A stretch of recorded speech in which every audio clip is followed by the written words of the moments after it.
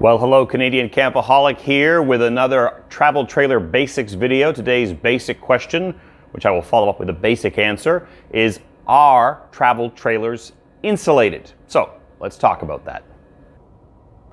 So pretty much every travel trailer, no matter how cheap or how expensive, is going to have some form of insulation on it.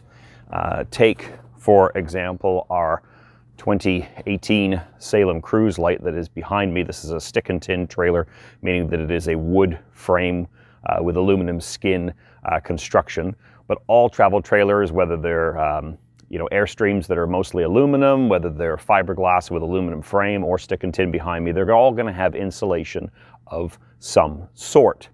Now, the thing to know about insulation is all insulation has an R value, and there's more scientific ways of explaining it, but essentially the higher the R value, the better the insulative properties are of that material. Now, when it comes to travel trailers, there's two, maybe three main types of insulation that are used. There's spray foam insulation, which is typically used underneath a lot of these campers to seal around pipes and plumbing and things of that nature. It's pretty good in terms of its insulative properties. Not entirely sure of the R value of spray foam itself. Then in terms of the insulation in the roof and in between the walls, they're either going to use foam board or they're going to use fiberglass insulation. Fiberglass is probably what you've seen in your home. Now, let's talk about the differences between the two types. Foam board insulation typically will have a higher R value relative to the thickness of it. Foam board is also good because it is water resistant and it is fire resistant. It is a little more expensive and it's typically used in higher end trailers. The other type of insulation that you're going to get in a trailer, of course, is fiberglass. I was once asked, is there a difference between the colors? Not really. I think pink and white is copyrighted by a couple of manufacturers, and yellow and brown is kind of generic. So no, the color doesn't have any impact on the R value. Fiberglass insulation is very cheap. It's very easy to install, and it works quite well, but the downside with fiberglass insulation is it doesn't respond very well to damp. It can cause that insulation between the wall panels to start to sag, and of course that can also lead to water and moisture being trapped in there, and of course you get mold, which is not something you want in your camper. All campers, regardless of construction, all travel trailers, can be susceptible to water ingress, which means water getting in it. So if you get water in that fiberglass insulation, that's bad news. Let's take a closer look at our camper and talk a little bit more about what kinds of R values you can expect to see on a camper. So when we get talking about insulation on a camper, there's a number of things to consider. We've got to think about insulation in the sidewalls itself.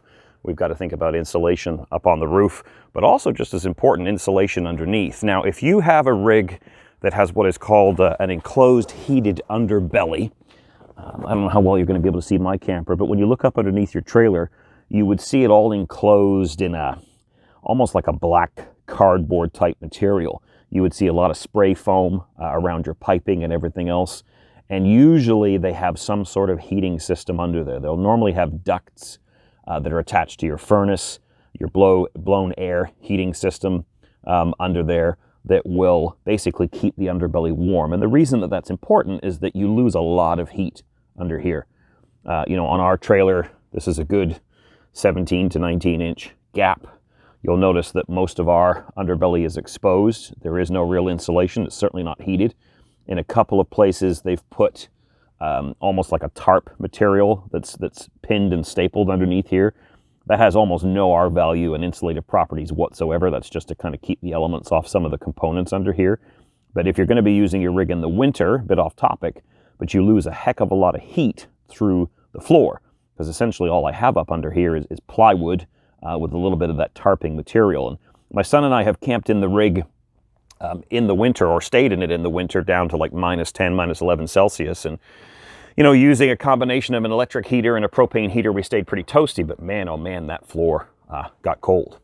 Let's talk about the walls. We mentioned earlier about insulation in the walls. I know for a fact on our camper, it is fiberglass insulation. A lot depends on the thickness. Some campers have very, very thin walls. I'm not sure of the exact thickness of this wall, but it's a good 2 or so inches thick. And you've got the aluminum skin on the outside. You've got, in our case, some yellow yellow fiberglass insulation.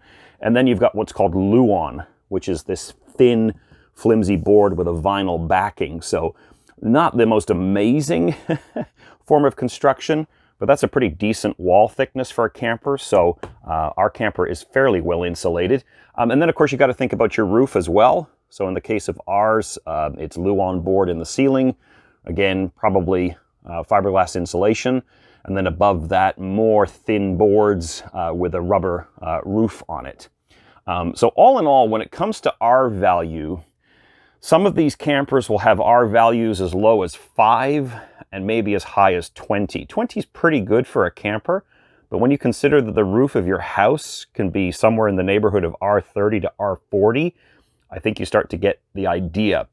Now, I don't know too much about whether there's an advantage to fiberglass sidewall with aluminum frame or stick and tin when it comes to insulation. I will say that most high-end truck campers and campers like the Keystone Montana series that are rated for 4 seasons, those are typically built with the aluminum frame and fiberglass sidewalls. So whether or not there's a correlation with insulation, I'm not entirely sure, but I'm willing to bet those rigs are probably using like an actual foam board instead of just fiberglass insulation. So are campers insulated? Yes, they are. Are they insulated as well as your home? Certainly not. You're looking, like I said, anywhere from an R5 on the low end up to maybe an R20.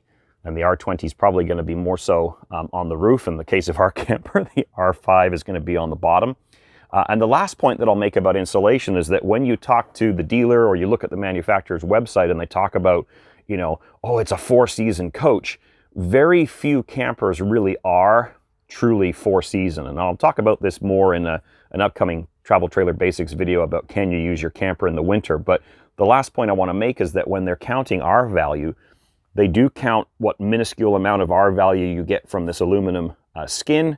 And then again, they also count the R value from what you get from this little bit of Luan. So between the two, it could be R1, R2, but they add it all together because they really want to promote the idea of, yes, you know, buy this rig, it's fabulously set up for the winter. Now, there are ways to improve how well your rig contains the heat, but again, that's a tangent I'm not going to go over to in this video. This was purely answering the question, are travel trailers insulated? And as you can see, the answer is yes to a certain extent. But we do have another Travel Trailer Basics video coming up about can you camp in one in the winter? We certainly don't live in one full-time in the winter, but since we've had this property, we've spent a fair bit of time in it doing camp driveway in the winter. So we'll talk a little bit about that in the next video.